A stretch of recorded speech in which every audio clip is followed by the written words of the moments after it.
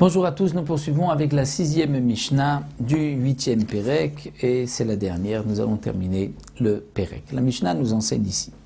Sris Rama Kohen, quel sera le statut d'un Sris Rama, donc l'eunuque de naissance, Rama qui a vu le soleil alors qu'en étant donc déjà Saris. Et il est Kohen. Nous savons que le Kohen, s'il épouse une fille Israël, sa femme pourra manger de la terouma en tant que femme de Kohen. Le Sris Rama ne pourra pas avoir d'enfant, mais il a le droit de se marier avec une Bat Israël. Il n'est pas considéré comme le Sris Adam qui a été castré ou comme le Ptsuadaka qui a été blessé au niveau des testicules et du membre et qui ont une interdiction de se marier avec une Bat Israël. Le Sris Rama, lui, a le droit. Donc il est Sris Rama de naissance, eunuque, et il est Kohen, il a épousé une Bat Israël, Machila Baterouma, elle pourra manger de la terouma grâce à son mari. Rabbi Yosef et Rabbi Shimon Omrim, androgynos Kohen, Shenasa Bat Israël. Rabbi Yosef et Rabbi Shimon nous parlent du androgynos. L'androgynos c'est un homme ou une femme, on ne sait pas. Il a les deux simanim, il est à la fois homme, à la fois femme, les organes génitaux de l'homme et de la femme, et donc, d'après Rabbi Yosef et Rabbi Shimon, ils ont statué l'androgynos, c'est un zachar, c'est un homme.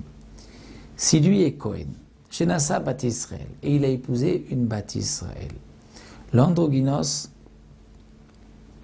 qui a épousé une Bat Israël, il a le droit de se marier, c'est un homme avec une Bat Israël, Ma'achila Betrouma, il pourra donc lui permettre de manger de la terouma. Le Barthénois nous rapporte que Rabbi Yossé, dans une braïta, a changé d'avis et pense que l'androgynos n'est pas un zachar, un homme, mais que les chachamim sont restés sur un safek, est-ce qu'il est homme ou femme, et donc, même si il s'est marié donc avec une femme, elle ne pourra pas manger de la terouma, puisque peut-être androgynos c'est une femme, ce n'est pas un homme, et une femme ne permet pas à une autre femme de manger de la terouma.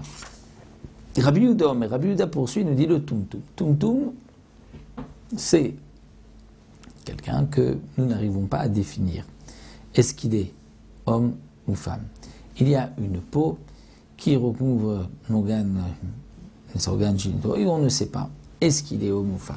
Mais Nikra, il a été déchiré, c'est-à-dire on lui a déchiré la peau, on lui a ouvert la peau, on lui a fait une intervention, et il s'avère sous cette peau que donc c'était un garçon, un homme. Alors lo yachlotz, malgré tout, il ne fera pas khalitsa à la femme de son frère, Mipneshu Kesaris, parce que il est lui aussi comme un saris. Et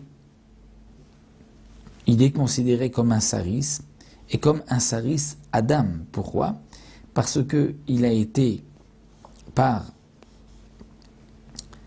l'homme, on peut dire qu'il est devenu saris lorsque on lui a enlevé, on lui a découvert, donc on lui a déchiré cette peau. Et donc c'est pour cela qu'il est comme un saris, il ne pourra pas faire khalitsa.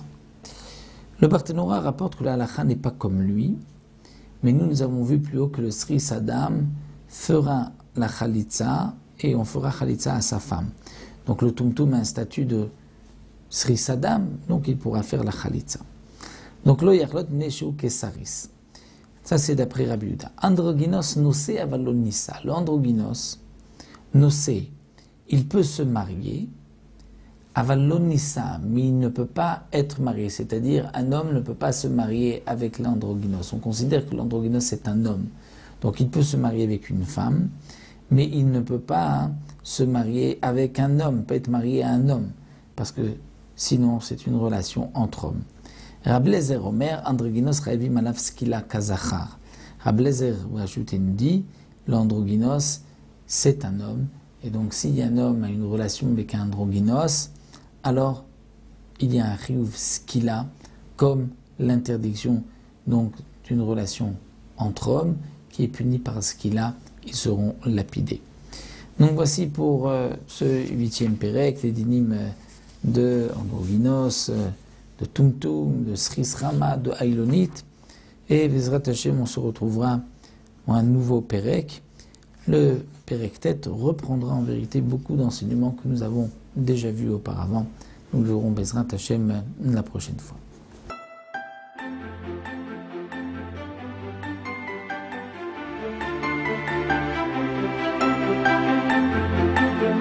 Shalom.